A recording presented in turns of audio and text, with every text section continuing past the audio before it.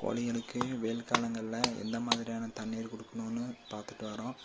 அதில் இன்றைக்கி நம்ம என்ன பார்க்க போகிறோம்னா டெட்ராசைக்ளின் தான் பார்க்க போகிறோம்.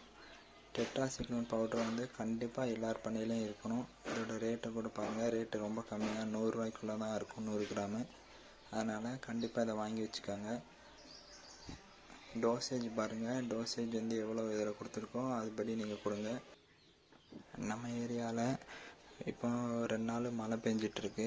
சடனாக வெயிலேருந்து மழையாக மாறுறதுனால இன்றைக்கி நம்ம டெட்ராசைக்ளின் தான் எடுத்திருக்கோம். இதை பாருங்கள், இதை வந்து டெட்ராசைக்ளின் பவுடர் ட்ரிங்கரில் கொஞ்சம் எடுத்துக்கலாம். எடுத்துகிட்டு அதை நம்ம தண்ணீர் மிக்ஸ் பண்ணி கோழிங்களுக்கு வைக்கலாம்.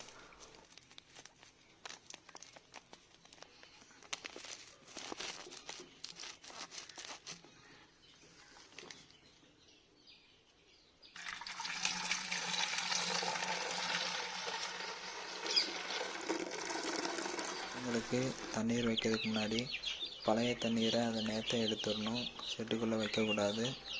ஏன்னா பழைய தண்ணீரை நம்ம எடுக்கலான்னா அந்த தண்ணீரே கோழி குடிச்சிட்ருக்கும். நம்ம இந்த மருந்து கலந்து வைக்கிற தண்ணீரை கோழிகள் குடிக்காது.